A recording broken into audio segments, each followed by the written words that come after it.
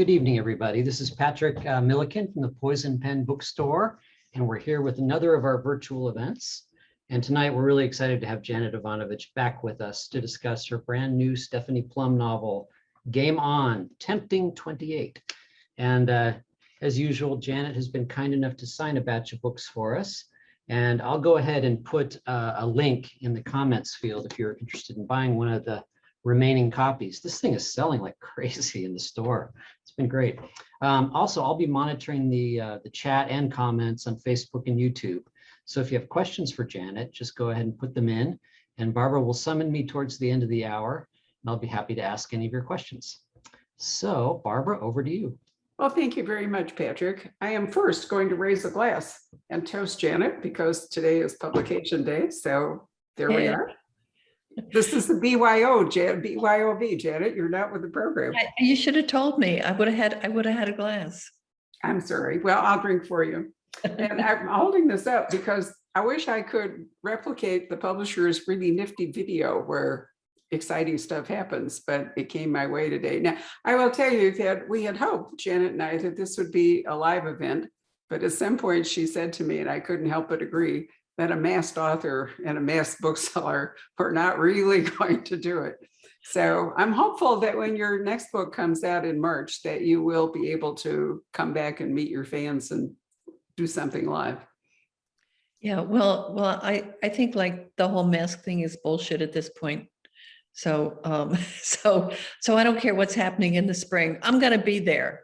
Excellent. Well, that's really good news. I'm delighted to hear that. Now, something came my way today by pure chance, or actually I chanced on it, but it was by design by the people who sent it, since this is Janet's publication day. And I thought it might be fun to talk to Janet about it because basically the question here, Janet, that came from a novel suspect is, where should a reader start with Janet Evanovich's Stephanie Plum series? And part of the reason that question is being asked is something Janet and I have talked about together, which is that every book is designed to be a standalone. Is that a fair statement? Yeah, absolutely. There are some people that absolutely have to start from the beginning. That's just what they do. And personally, I like starting with the new book. I think if you're going to start the series, I just think it's fun to go out and to get the new book. And then you can go back and you can start in the beginning, or you can start in the middle, or, whatever. But there's something about, because the series has changed a little. So it's like a time capsule, it's like reading Nancy Drew now. If you start at the beginning, the very first book, there were no cell phones. She was wearing scrunchy socks, and I mean, things were very different. I think the characters have evolved a little bit, but not nearly as much as the world around them. So I think when you start in the very beginning of the series, you have to be prepared, that this was 28 years ago. And, so I always like when people start with the new book, and then they can go back and, take it from there. So here are the suggestions that are put forth in this collection here. And I will read them to you. You can read the books in any order and have an enjoyable reading experience. Each story is its own thrilling mystery with a satisfying beginning, middle, and end. So where should you start? And the first suggestion is, if you want to start from the beginning, if you're a completist, as Janet was just talking about, be prepared for a change, would be One for the Money. I remember One for the Money when it debuted, and the enormous stir that it created. It was really, for that moment, it was original, wasn't it, Janet? I don't remember anything else that was like One for the Money when it published. Yeah, it didn't actually sell that well. I think they only printed something like 20,000 copies of that. Originally, when it went to Scribner, they got it in. They thought they were buying a mystery, and then they got this thing in, and they didn't know exactly what to do about it. They weren't sure what it was, because it started off, sort of in an unorthodox way, and it had a little, romance in it, and so they were bringing it out in reduced format, and probably I would have died, on some back bookshelf. But then I sold it to TriStar for a lot of money, and I got a lot of buzz from it. And they decided that it must be a better book than they thought it originally was, and they reprinted it and they brought it out in regular hardcover size. But they still didn't put a lot of them out there. So I had amazing reviews on it. I mean, it created a big buzz in the industry. But in terms of sales, I mean, I really had to scratch and claw my way up to number one. I mean, that didn't happen until I think, book 6, I guess. I think there's always a price to pay when you do something that's not easily recognizable, that's different. Because oftentimes nobody's really quite sure how to go about interesting readers in it. Yeah, I think that's very true. And I had done it intentionally because I needed to leave romance because they kept putting little mysteries in, and I just didn't have the opportunity to grow my audience in romance. So I looked at Tom Clancy, and I'm sure we've talked about this before. And so what he did, he invented the techno thriller because he found a new audience. He gave them a product that they didn't already have. And so I thought, that's what I have to do, like not, in the scope that Clancy did, because that was enormous. But I thought, I'm going to combine romance and mystery, and people just hadn't seen that before. And then, with, of course, the little bit of humor thrown in, which I can't seem to get away from, because I think everything is funny. I think death is funny. I just, that's just the way my mind works. So I just created this, kind of hodgepodge of stuff that was new to the reader. And I think, it was appreciated. I think it was too. And actually, one of the last things that I think it was our last live conversation, so it must have been 3 years ago. One of the things I remember you saying is that your readers, what they expect, and you write to, to give them that. So whatever hodgepodge you put together, it's created an expectation and, what I don't want to call it a paradigm. What would I call it? Just a design that, has proved to work for readers.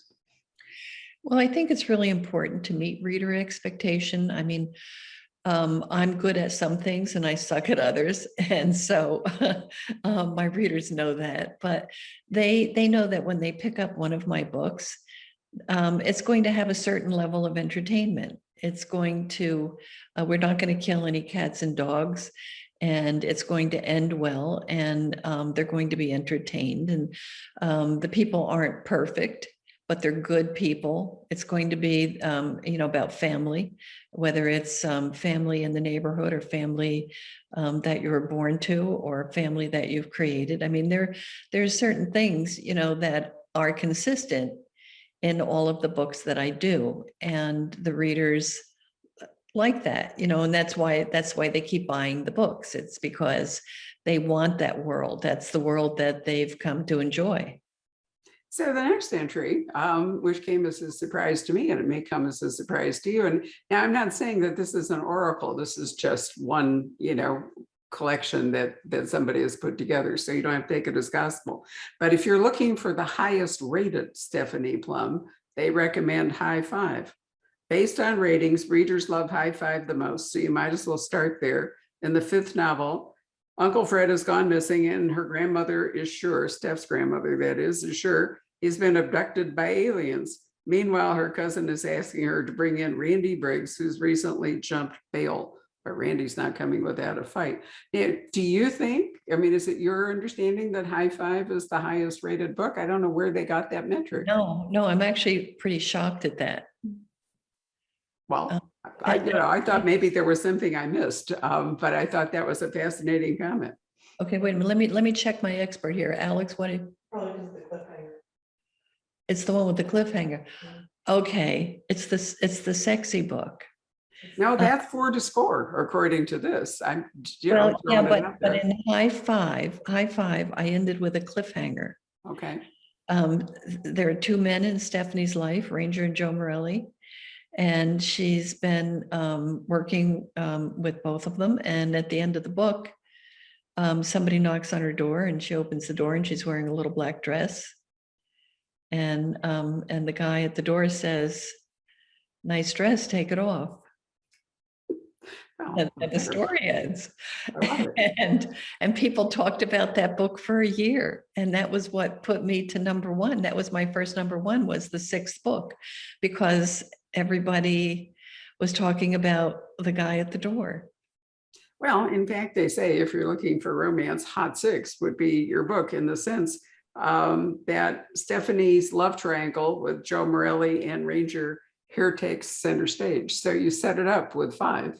Yeah. And here it is in 6. You know, I mean, it's been so many years since I have read these, because I've read them in real time as they've come out. I think this was kind of an interesting surprise for me.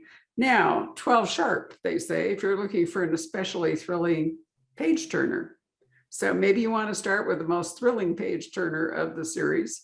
Described as Janet Evanovich's wildest, hottest novel yet, Stephanie makes the shocking discovery that a stranger is stalking her. The stalker is a crazed woman dressed in black, and she has a mysterious connection to Ranger. See, I don't remember any of this. Okay. There we go. And now we come to Game On, so which is the one that we really want to talk about tonight.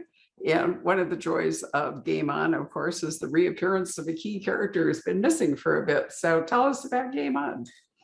Yeah, I wanted to bring Diesel back. Diesel is one of my favorite characters, and he originally started in the Plum series as this kind of holiday guy. I was doing these little holiday books, and he became so popular that we decided that we would spin him off and give him his own series, and then that became the Wicked series. But I had I have a time crunch. I can't clone myself. I can't get to all the books I want to do. So we did some of the Wicked series, and then I just kind of ran out of time. And every now and then, I just have this longing for Diesel. I really like him. At the risk of having my fans come camping out on my front lawn with pitchforks, he might be my favorite guy. There's something about him that has always appealed to me. He's just this sort of scruffy guy. He's halfway rude, but he's so charming, that you don't care. And so because I haven't been able to find time to write another Wicked book, I thought I'd bring him back into this book. And he's there full time. I mean, he comes in right on page 1, and he's working side by side with Stephanie. They're both looking for the same guy, and he carries right through to the book. And I haven't done that before. I brought him in for little cameo appearances in the Plum novels from time to time, but this really was, the Stephanie and Diesel book. So I had a lot of fun writing it. I really enjoyed it. I can see that you did. And when Diesel appears kind of surprisingly in the middle of the night, Stephanie regrets, before she figures out who he is, that she keeps her gun in the cookie jar in the kitchen. I really like that. I thought that set a tone for the book, the gun in the cookie jar in the kitchen was a really nice image. But it turns out that Diesel is also looking for a guy, the same guy it may turn out that Stephanie is looking for. So who is this wicked guy? Yeah, this is Oswald Wednesday. And yeah, I know. Isn't that a great name? It is a great name. I know. I was really proud of myself for thinking of that name. I thought it was, yeah. And he's a hacker, big time. And he's black hat. He's not a good guy. And it turns out as the story goes on, you find out he just gets worse and worse and worse. I mean, he's just a crazy guy. He's a killer. He's ruthless. He's brilliant. And so they're chasing down this guy and, solving a lot of problems on the way. So there's a small hacker group in Trenton, New Jersey, who have a wonderful name. Did you make that one up? Yeah, no, actually, Alex did. Alex is my daughter. Good job, Alex. It's a wonderful name for hackers. For the few people out there who don't know Alex, because Alex is probably more famous than I am. But yeah, they're called the Baked Potatoes. And I had some really boring name. I can't remember what it was. It was like, some classic hacker name. And Alex said, we can do better than that. We have to give them something fun. So since we're big into food, we settled on baked potato. It's a wonderful name. I had a moment with spell check today when I was writing this up. I thought that in the book, and I might be wrong, that it was potatoes, TOS, plural, but my spell check would not allow me to leave the E out. So it was potatoes, TOES, like toast. Which way did you go? Because I lost track in the middle of fighting with spell check. I think it's TOES, isn't it, Alex? Alex is going. Not that it matters, but I just thought it was, it was sort of fun. It's not that often that I actually have to wrestle with spell check, but there was this moment. So this group of sort of nice group of hackers in Trenton, not particularly, certainly not criminally minded, whatever it all is. What inspires them to take on Oswald Wednesday?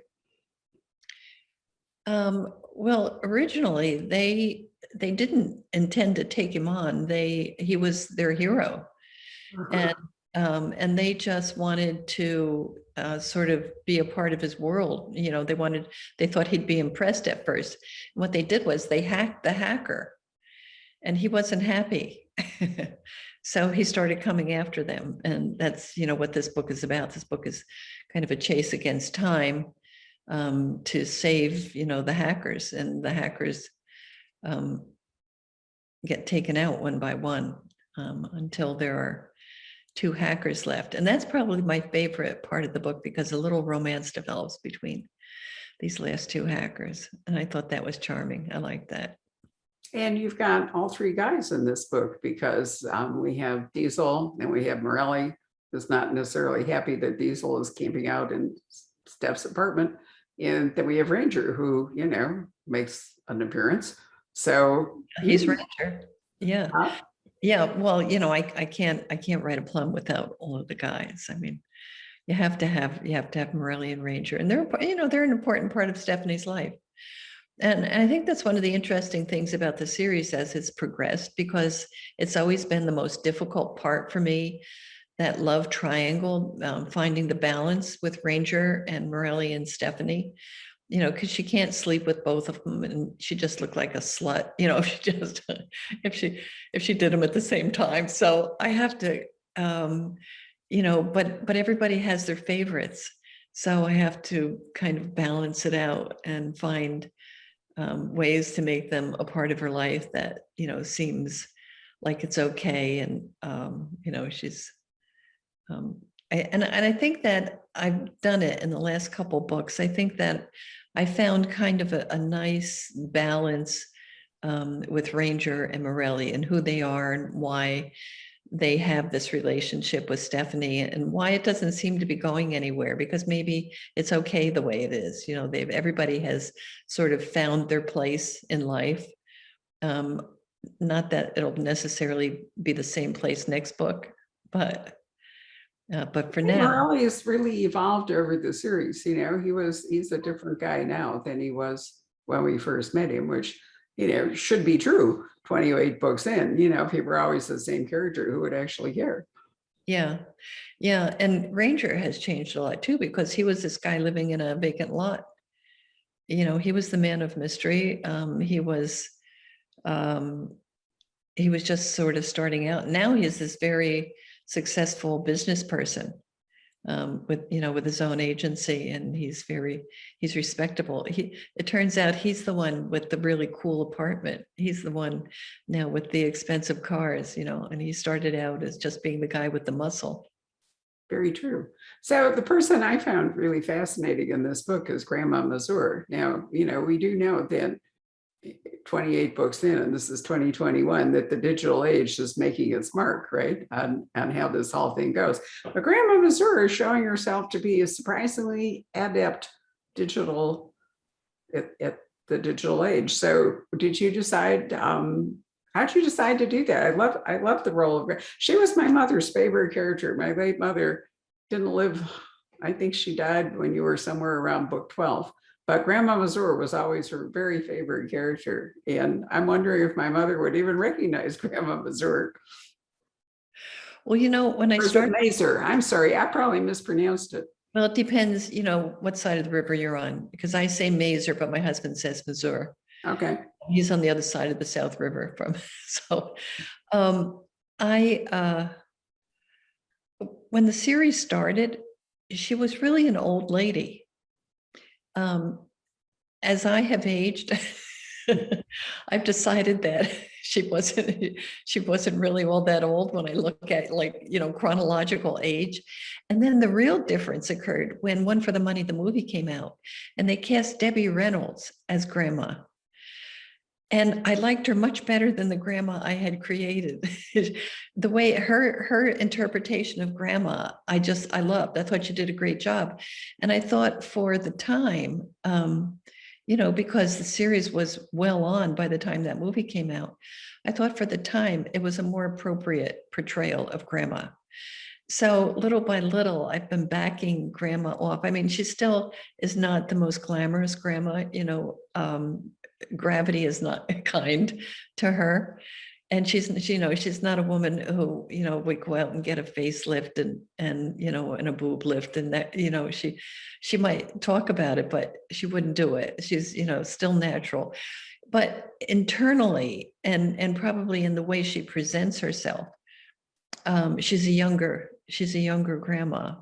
And because I saw what Debbie did, and I thought, it was just a better Grandma for the time, and she's in many ways she's more fun because I can make her be savvy with the computer. I can make her, because she's always had this zest for life. She's always wanted to, she wanted to be in a rock band. She wanted to, so when the hackers come on board, Grandma wants to be a hacker. She wants to sit alongside of them, and she wants to learn, all the cool tricks that they do. She's interested in their equipment. So she lives with Steph's parents, and her father has maybe both her parents have a kind of uneasy relationship with Grandma full-time in the house. Yeah, well, I think she's one of those people that when you read her on the page, you think she's great and she's a lot of fun, but if you had to live with her, it probably would be difficult. So Stephanie's father is kind of Archie Bunker, in a way, kind of keeps his head down, at the dinner table and just forks in the meatloaf. And because he really doesn't want to hear what Grandma's saying. And so he puts up with her, he tolerates her. Stephanie's mother has actually become the mother of everyone. I mean, Grandma is very young at heart. Stephanie is a problem child in some ways. And the mother is, stuck in the middle there, being forced to be the sensible one. I mean, that's probably why she drinks a lot. I don't know. Do we need an excuse to drink a lot? Let me raise up my wine glass. Yeah, hey, here's to Stephanie's mother.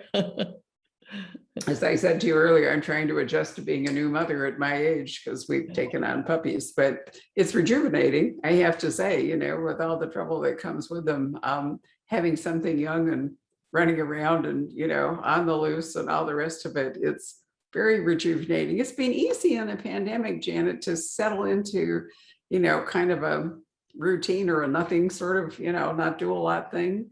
And I really like being sort of kicked out of it. I think that's why we did it in a moment of madness. Yeah, I think a lot of people adopted pets because they were home and they were able to take care of them. And I mean, puppies are amazing. I have a little dog. He's 12 now. And but he's just, the joy of my life. I like my grandchildren too, but the dog. Right. Well, I mean, we had an older dog and unfortunately he died, leaving our next dog, who's now 7, bereft. And we made an assumption, it's so easy to is that a word? Anyway, to be anthropomorphic about your pets and think that they're like humans, but we worried that she would be lonely and she wasn't getting enough exercise, she didn't have anybody to play with, the whole bit. And we thought, well, it would be really good for Nala to have puppies. Well, Nala doesn't think a lot of it. It's upset her routine. She's no longer the top dog in the house. So we've had to think about how to carve out time and space for her, which is true, in any family where you have siblings, and particularly if they have a staggered age level, right? The older ones displaced by the younger ones, and so it goes. I know So- this poor 7-year-old dog was thinking to herself, oh my God, finally I got rid of that other dog. And now I'm an Right. only child, it's all about me. And then there you go, you bring in 2 puppies. I know it may have turned out to be a cruel act. We'll find out. We have months to go before we discover how good this is. And I do worry that there were a lot of pandemic puppies and other adoptees that are going to be left in the lurch when people can go back out again. So we're in it for the long haul. We didn't adopt them just to get through the next little while, but we'll see.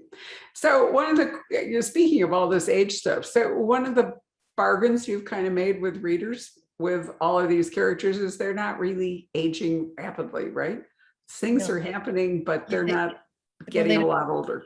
Well, the world around them changes, but they don't age. And it's like you and me, Barbara. We just decided we're not going there. Absolutely true.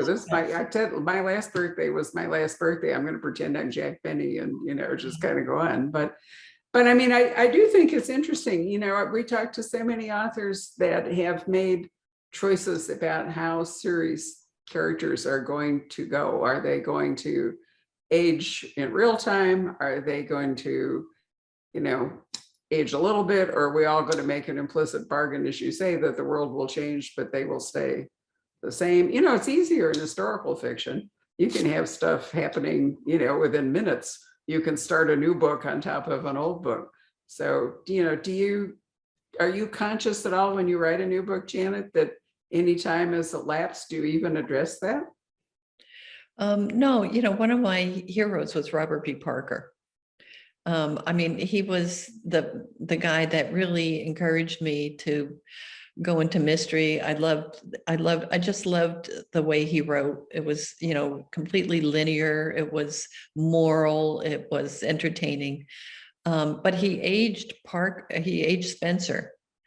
And I hated that part of it. I can still remember when the first time when I read that Spencer got bifocals, I was like, oh my God, no, not this guy, and he's this big, bruiser guy.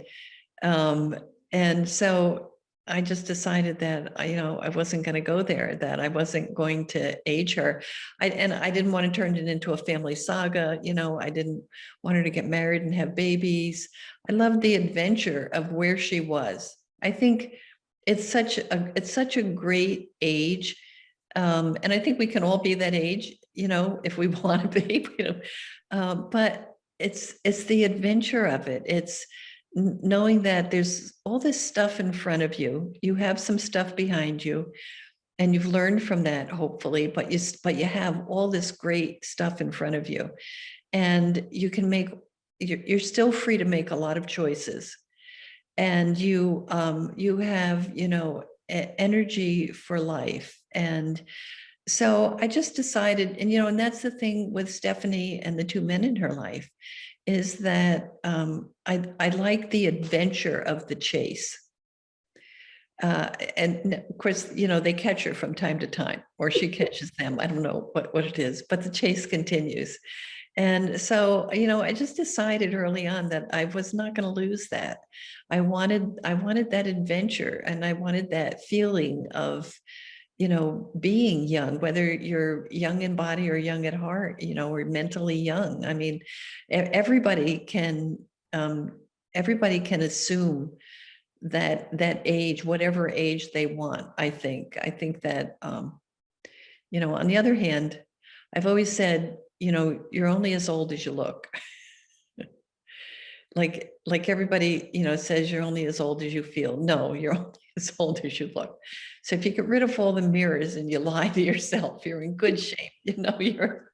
Well, you and I have aged 28 years together while at least that long, while all this has been going on. Do you find, that you look at Stephanie differently? I mean, given all that you said being true, do you find that as the person who created her, or the person who's writing about her, that it's a little bit different for you now, 28 years on, than it was when you started? No, I'm still Stephanie. When I write, it's like a movie. I'm very visual. And I learned a lot of my craft by getting up on stage and doing improv. And I still do that, mentally when I'm writing. I mean, I see people moving around in space. I see what they're doing. It's like a movie. I can, and I can relate to Stephanie. I mean, I hesitate to say I become Stephanie because that sounds a little crazy. It's not, it's not weird, but I, when I'm writing Stephanie, I'm hearing her in my head. I mean, I do a lot of reading out loud because I think that the rhythm of the written word is very important and you need to hear it. So no, I still feel the same. When, it's interesting that you mentioned Bob Parker. And by the way, the 50th Spencer, which is the 10th that Ace Atkins has written, because Bob died, that is coming our way here at the Poison Pen on, I think it's January 8th. And I was realizing, wow, 50 years of Spencer. And Ace had to make some choices about what to do with Spencer. He was originally a Korean War vet, and, here he is. And, the same problem that Michael Connelly's had with Harry. Harry Bosch was a Vietnam vet and aged him in real time. So, I mean, I like your approach because I think that for readers, it's a happier thing. And now I've lost track of what I was going to ask you. What were we talking about? I don't know, but Stephanie wasn't a war vet, see, so I didn't have that problem. No. I know what it was I was going to say. Bob was a real exponent of lean prose, non-ornamental prose, great on dialogue. And as he got older and wrote more books, he got leaner. Did his writing style inspire you at all? Because I don't think the Plums are ornamentally written. Yeah, no, absolutely. I thought he was such a fantastic wordsmith. Although I did I thought that towards the end, he got a little bit too lean. But I did like his style. I don't think people should have to struggle to read a book. I think that a book should flow. It should be easy. You shouldn't need a dictionary. You shouldn't have to keep looking up, what is this? You shouldn't have to have a timeline alongside of yourself. I like that his books were entirely linear, no flashbacks. I took that from him. I learned a lot from him because I enjoyed reading them and I just breezed through them. And that was the kind of experience that I wanted to give my reader. And when we moved into a new house and we were unpacking, and I unpacked some hardcover books, and I came across a hardcover Spencer, and it was not with my collection. And I was like, wow, I can't even remember this book. And I wonder why it was set aside. So I started reading it. This was just like a couple days ago.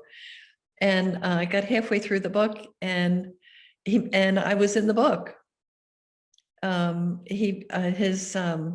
What's his partner? His partner is Hawk. Hawk. Yeah. Spencer comes on Hawk and Hawk's reading a book. And he says to Hawk, what are you reading? And he says, it's the latest Janet Evanovich book.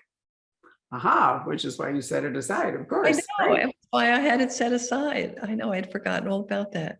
I was so honored. Yeah. I really love Bob. I miss him a lot. And we emailed a great deal in the last years of his life, partly because we had a constant question whether either one of us would live long enough to see our team win the pennant. In his case, the Red Sox, and for me, it was the Cubs. And I was really happy that the Red Sox did, in fact, win a pennant for Bob before he died. But his email style was very much like his writing style. I mean, he didn't waste words at all. Yeah. Well, I've been to some bars and cocktail parties with him. That was Bob. He was Yeah, great. Great he guy. was great. Ace is different, of course, and I don't know what will happen to Spencer. I have no idea who's going to be taking up the pen after Ace lays it down. But anyway, I think Bob inspired a lot of writers in different ways, but I do think that his style, and I've always remembered Elmore Leonard. We only did one event live with Elmore Leonard over the years. He was a wonderful guy, but I always remember his comment about, which I'm sure you've heard, when he said, "I leave out the words that readers skip," Yeah, wow. which is one reason that his books made such good movies. Mhm. There was, Yeah. it wasn't internalized. There was, lots of dialogue, lots of action. Yeah. His books were ideal for movies. So speaking of movies, what's going on in Stephanie Plum world as far as movies go? Well, not a lot. I mean, Ah, that's well, that's always the heartbreak of my life is, I got one movie and I would love to see more because I think I'm very visual. I mean, I have this huge fan base, it's a like, a really good franchise. And I have other smaller series like the Wicked series. I would love to see that on television. I think that that my books also would lend themselves to television. And, everybody always seems to be working on it, but we never quite get there to the end product. We get halfway there and then, I don't know, something happens. And, and everything is by committee, and there's so many hands in every project on the West Coast that we just haven't had, success in finding exactly the right thing that, made it all the way to the end. But, we're still trying. well, one thing about the pandemic is this really fostered an appetite for long form storytelling with television. So, it may be that just patience is required. So for Yeah. those of you watching, Janet has been wonderful about producing a book a year with Plum, but she's going to be doing something new and different next year in addition to Plum, at least I think it is. So can you give us a little clue about the book that's coming on? I think I confirmed today that it was March 22nd. Yeah, it's a real adventure story. And it's again, it's not a Plum, but it has some of the same promises that the Plum has. It has a heroine that I find very interesting. She's a recovery agent. She goes out and when people, she works for insurance companies or she works for individuals, she finds things that have been lost. And she, in the first book, it turns out that she needs to help her hometown and her family. And so she's out to get something that has been lost for a long time, but for herself so that she can give the money back into the town and save her parents' house and her grandmother's house. And the fun part about it is that she has to do this with her ex-husband. Yeah, so and these two people do not get along. They just do not get along at all. But he holds the key to the treasure. So she is forced to hang out with this guy and it's all over the world, because I wanted to do something. I wanted to get out of Jersey. I mean, I love Jersey and Stephanie is fun, but I thought, okay, broaden your horizon. So they're in the jungles of Peru. They're scuba diving off the West Coast. They're just all over the place. They're in New York. She's got a condo in New York and a little office there. And so it has a very broad palette. And it has a lot of good energy I like the characters. I like the auxiliary characters. There's a really horrible bad guy involved. So it has a lot going on. If you had to ask me right now what my favorite book was, it would probably be that book. I really like that book. I It was was never going to ask you what your favorite book was. I thought it was interesting what other people had to say about the books because, Lee Child said a really great thing, Janet, and I agree with him in some YouTube's thing that I saw a while back. He said, a book really isn't a book until it gets into readers' hands. And I know that every reader reads every book differently than every other reader. So in fact, a book, kind of splinters out and becomes different according to who is reading it. And I always think, I've watched so many authors over the years look so quizzical or baffled or occasionally angry with, the kind of questions that they get. And I can see them thinking, that's not what I wrote. Or how did you find that in my book? Or really? Has that ever happened to you where somebody's asked you a question and you think, seriously? Well, I think that lots of times people look too hard to find things in books and movies. I can only speak for myself, but I consider myself to be an entertainer. I try, we all have agendas, but I try to keep mine, at a minimum because I don't feel like it's my job to preach to my reader, to get them to share, my points of view, other than the fact that, family is important and everybody needs a laugh once in a while. And but I know that, sometimes I have been approached by readers groups that have found all kinds of things, in the stories that I hadn't really thought about. Now, that doesn't mean that they aren't there because, as you said, everybody brings their own stuff to a painting, to a book, to a movie, to whatever. But with the book that's coming out in March, you're right. It's because right now it's my book.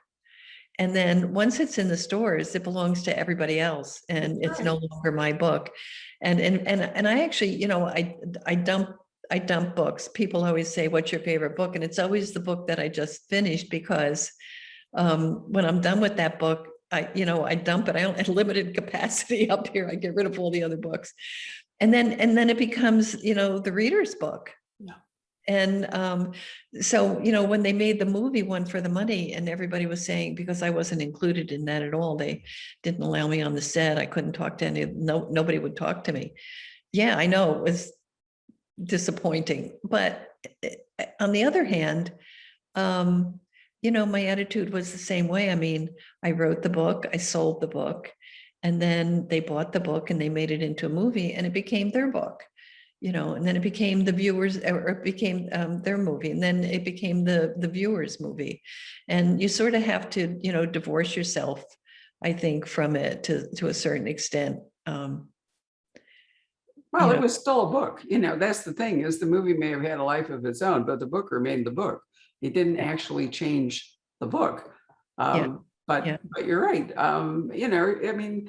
Book clubs have become so incredibly popular, and I don't preside over the ones that we run at the bookstore anymore. There's some other staff that does it, but it's always fascinating, to sit down with a single book and listen to different, what people take out of it, or what they object to, or what they love. And it's often hard to create consensus. Yeah, well, I think I'd be happy if when somebody finished the book, they just said, wow, this was fun. Well, they do. Do you have a title for the March book? We're talking about March, but has your publisher finalized a title, or is it still in the works? Yeah, no, it's The Recovery Agent. Oh, it is The Recovery Agent. Okay. And it comes out on March 22nd. Yeah. I just thought we should tell people that. Right. Yeah. It's a wonderful title. I really like that. Yeah, The Recovery Agent. And that's what she is. That's what she does. And and I would like it to be a series. And one of the things I like about it is that it gives her a lot of freedom to move around, because she can recover, many things. Sure. So she can recover people, she can recover jewelry, she can recover art, insurance fraud. So I'm looking forward to a long life for that. Well, it does have a global stage. You're absolutely right. And you can write different kinds of books depending on what she's going after. So it sounds like great fun. I will really look forward to talking to you about it. Meantime, why don't we call Patrick up from the depths and see what questions we might be getting from fans. I'm going to turn this light off because I am overlit and I am going blind. So I'm going to reach over here and do that while Patrick appears. I know, I'm going blind too. Let's see here. Ugh, A lot of it's way people, better. a lot of excitement about the recovery agent, Janet. A lot of your fans are really excited talking about it. And we will have autographed copies here at the Poison Pen. Just gonna Yeah. pop that in there right now. Yes, and hopefully I'll be there. Well, that too, which would be Definitely. really nice. There is no tour yet set up for the books, so we can't talk about that, but we do really look forward to seeing Janet in person. It's been too long. I do have a couple of questions, just standard writing questions. You know, how do you get the words done? Do you have a schedule? Do you shoot for a certain number of words every day? What can you give us a little peek behind the curtain of how you do it? Yeah, no, well, I get up early in the morning, and by about 6 o'clock in the morning, I put my ass in the chair and I start writing. And I don't have a set number of words for the day. Although lately I've really been sort of overambitious and taken on too many books, and I'm always pressing against my deadline. So when it comes to the last 100 pages, I have to say I am counting pages every day, knowing that I have to make 3 pages, I have to make 5 pages. And that takes, a little extra wine and a bag of chips to do that one. But no, it becomes a job. I mean, it's the best job. It's the best job in the world. But eventually it still becomes a job because you have responsibilities. You know, your publisher and your fans are waiting for this book that you've promised them. So I write every day. I like the continuity of writing every day. I mean, sometimes I'll, only write half a day and, go out and do something with the grandkids or my husband. But I start early in the morning, and it's always my best time.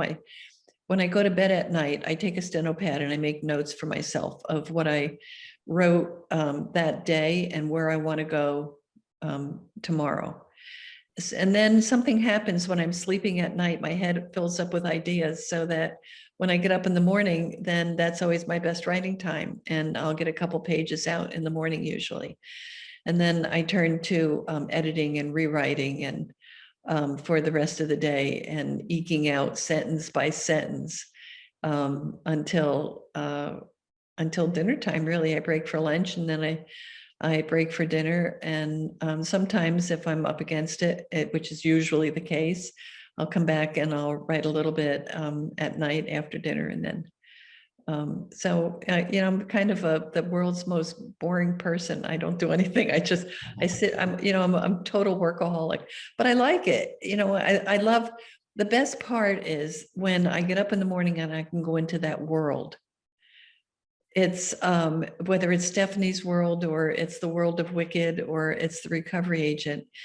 I get to leave my world in the pandemic and whatever is going on, and I get to go into this other new world that I've created and live with these people and, give them a life.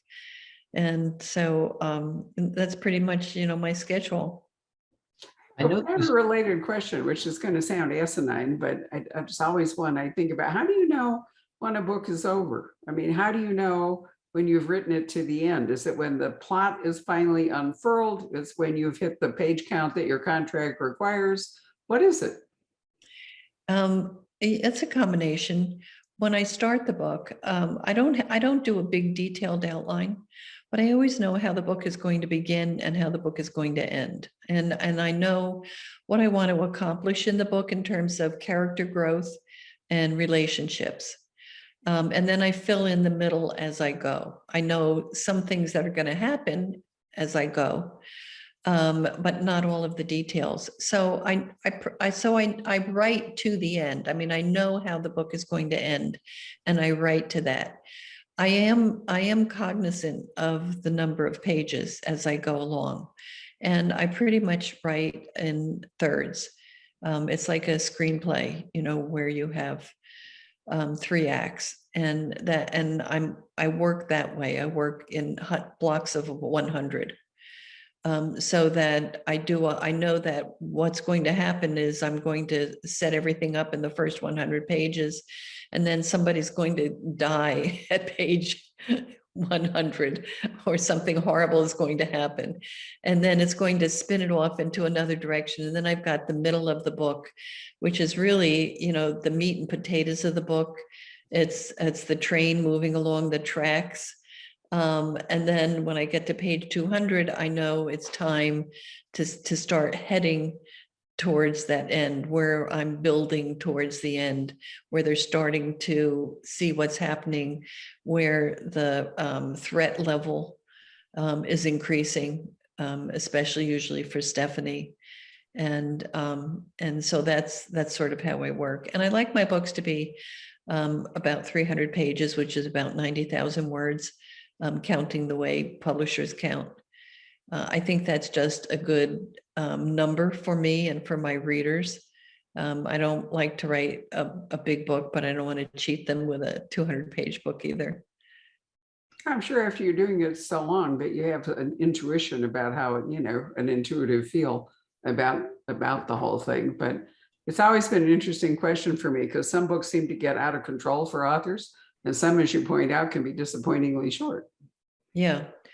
Well, I've written some short books and had to go back and take another look. And, you can always find places that you skimped over a little bit.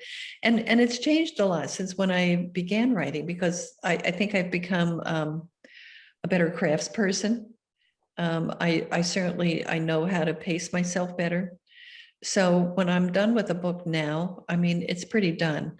It goes to my family. They're always my first readers, my first editors, and they read it and they give me their suggestions. And then I take a look at that and I do some rewriting. And then it goes into my publisher, into my publishing editor. And he gives me all of his suggestions and comes back to me. So, so it's a process, but when I first started, I mean, I would do 3 of my own edits. I mean, I would write the book and I would rewrite the book, and then I would rewrite the book. And I find that I really don't have to do that now. I have I know my process better. You started out writing romance novels, right? And was that a good kind of apprenticeship for learning how to write a story? Yeah, it was great. It was great because it's a very positive genre. You have good characters, you have good values. But what was really great for me about starting out as a romance writer was the fact that was the sisterhood. I joined Romance Writers of America, and so I had a peer group, and they had conferences that I went to. And you, as a woman back then writing romance, you had to make your own success. Nobody was putting any money into you. Nobody was helping to promote you. And so we all had to learn how to become business people. We couldn't just be, ivory tower writers and sit back and think, how wonderful, we were, and we had, we were in this, this bubble. We really had to get out there and learn how to sell and how to pitch and how to greet readers and how to promote ourselves. And I mean, that really served me well. I mean, that carried me right through my career. I think that even more valuable than what I learned as a romance writer, I learned as a romance business person. Have you stayed in contact with some of those people, and did some of them kind of rise up along with you? I haven't stayed in contact with a lot of the romance people, mainly because I moved out of, I was living in Virginia, and so I was part of the Virginian Romance Writers Group, and then I started following, my husband's career, and we moved around. And I kind of lost touch with some of them over the year. I mean, it's been a long time. It's been like 29 years. I've kept up with a couple of the mystery guys that I started out with, not so much in the last couple of years, but for a long time. I considered them to be my graduating class, Bob Craze and Michael Connolly. And we came up through the ranks together. Well, there are a couple of fans, Wendy and Ginger and several others, who are talking about how much they love Lorelei King. Yeah, are you happy with the way those audiobooks are turning out? Yeah, I love Lorelei too, and she's become a real good friend. And in fact, we just did the most fun thing of this whatever you call book tour in pandemic speak. But we just did a recording, just the two of us, where we just sat down. She was in London and I was here in North Carolina, and we just sat down on video and had fun and talked to each other and ask each other questions that we've always wanted to. And it used to be that I would see her, every once in a while. And then with the pandemic, nobody's been moving around in the last couple of years. So it was our way of catching up. And that's going out there. Where is that going to be? Do you know, Alex, what's that going up on? The conversation with Lorelei and I and me. It's going to be a Facebook Live. It's going to be a Facebook Live thing. Right. Oh, nice. So Is that from on your there- website? will it be on the website? I imagine we'll tell everybody. Yeah. Okay. Yeah, we just did it, so we don't have a lot of details about where it's going. But yeah, no, she's terrific. And the audiobook it's a strange thing. I mean, whoever people start with, that's the voice of Stephanie, and people have a very difficult time moving away from it. So we've been really lucky because Lorelai's been with us for a lot of years. And she's a very talented actress. She was in Notting Hill. I don't know, with Julia Roberts and Right, and Hugh Grant. yeah, she was the agent. Well, That's funny, 'cause ask Alex to send us the link, because we'll be happy to promote the link to, Yeah. to the conversation. That'd be great. Yeah, because it was fun. She got to talking about my dancing. We haven't talked about your dancing. What do we need to know? Yeah. Well, somebody asked about what would I be if I wasn't a writer? What would I want to be? And I said, well, maybe I'd like to sing in a bar, but I can't sing. Maybe I'd want to be a dancer, but I don't know about my dancing. I sort of dance like a hooker. And Lorelei said, I've seen you dance because Lorelei came to Alex's wedding. Alex was married at Disney. And Lorelei was there. And so I actually totally tore the meniscus in my knee dancing with Donald Duck at Alex's wedding. He was very hot. He was really a good dancer. And but anyway, I mean, after that wedding, my knee was like the size of a cantaloupe. And but I didn't learn because I felt it go. And then I would go sit down and rest, and then I'd have a glass of wine, and then I'd get up and I'd dance with Donald Duck some more. And yeah, it wasn't good. It was bad. So You naturally go towards the bump and grind, is what you're saying. yeah, it was, yeah. With Donald, that's awesome. I'm embarrassing. I'm an embarrassment. Has that little anecdote made its way into a book somewhere? I'm sure it will. I don't think it has yet, but it probably will. I don't know if you remember, there's a Seinfeld episode with Elaine dancing where she's like, jerking all around. And I don't do that. I'm just, embarrassingly vulgar. I like it. I lost my knee to Donald Duck is an absolutely irresistible line. Come on. Yeah, and speaking of humor, one thing we've noticed, Barbara, and that so many people during these last few years, long-running series people, they've been lifesavers, and I have a couple people just talking about how much your sense of humor has helped them out during these, challenging times. There's a great comment from, I think it's Elisa. She says, I can remember listening to one of your books on tape as I drove from Chicago to Iowa. I had to pull over as I was laughing so hard my eyes were closed. Thank goodness no accidents, but I've loved having you along for many road trips. That's nice. That's great. That's really nice. And that's why it's what keeps me writing, because I write for those people. I write for other people. I mean, I enjoy the act of writing, but if people weren't reading it, I don't think it would be fun. And I get a lot of that when I have the signings in person. I always have people come who have been through hard times, who've lost spouses or kids or had, a cancer scare, and said that, the humor in the books made their day, helped them get through. So it's nice. It's very touching. It's very gratifying. Ginger asks, does Janet still eat cheese doodles when she writes? Yeah, sometimes. Guilty pleasure. That's those times when I'm up against the deadline, and I'll eat anything and everything. And although I have to say I overdid it on cheese doodles about 10 years ago. I used to, when I finished a book, I would have to turn my my keyboard in because it was all gummed up with the orange doodle dust, So Detox yourself from cheese doodles? I did. I finally reached a point where I had orange under my fingernails and orange in my keyboards. And I said, okay, I'm going to try writing a book without cheese doodles. And I tried substituting, I don't know, I think it was Fritos and potato chips and M&Ms. But it wasn't, I don't know, there's something about, gets all the synapses going with the cheese doodles. Let's see here. The wine helps too. Right, it definitely does. I can attest to that. Yeah. You're gonna need a refill, Barbara. It's coming down to the very end. You're absolutely right. Let's see. Pamela says, whenever we're at the zoo and see the giraffes, I can't help but think of Lula. Let's see. That's The giraffe running down the street. Yeah, that's because that's the giraffe book with the giraffe running down the street.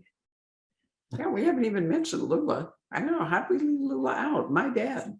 Yeah. Yeah, and there is a question about I keep losing them because they keep moving, about the Fox and O'Hare stories and how you came to how that collaboration worked, and any plans to bring them back? Well, I have plans to bring everything back. It's a matter of doing, Yeah, Fox and O'Hare, that started with Lee Goldberg. And we've been friends for a long time. And, as with most of my co-authors, it, happened in a bar where we said, hey, wouldn't it be fun to write a book together? And then we ended up writing a book together. And then eventually, Lee went off on his own anyway, because Lee is a showrunner. I mean, he's an A-list showrunner, and he, kind of left that to do a couple books with me. So, but that just started with Lee, and that was his idea, was, the con man.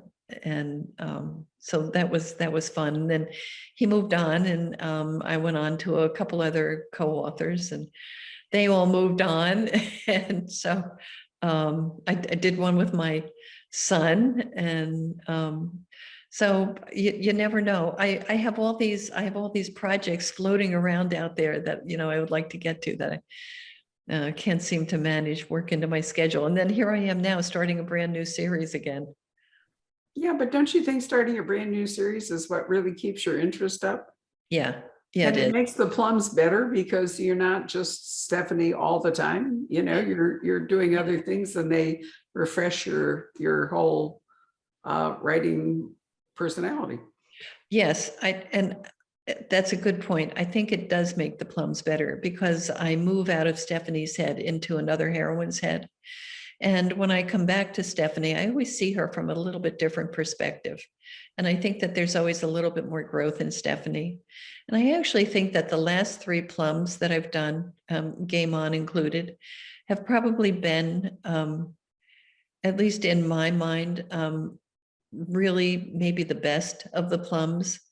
And I think some of it had to do with, just getting out of Stephanie's head into other people's heads and into different worlds, and then coming back and seeing it fresh, and just being happy to be back there, happy to be back into that familiar world, and having new ideas about it. But I really liked the last 3 books that I did. And I think Game On maybe is the best of them. It's a lot of fun. It really is. I mean, the baked potatoes just knocked me out.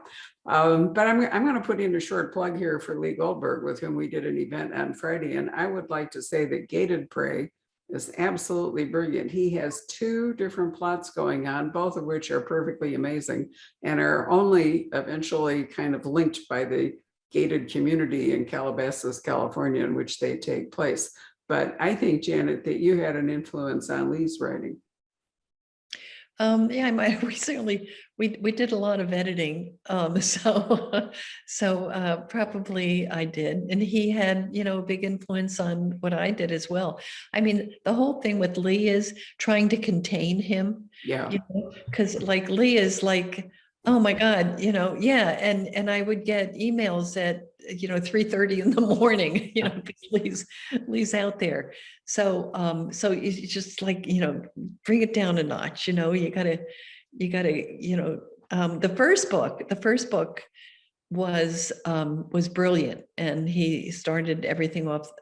I thought he just did a great job of what the concept was and what the characters were. But we worked together a lot. We had a lot of fun together.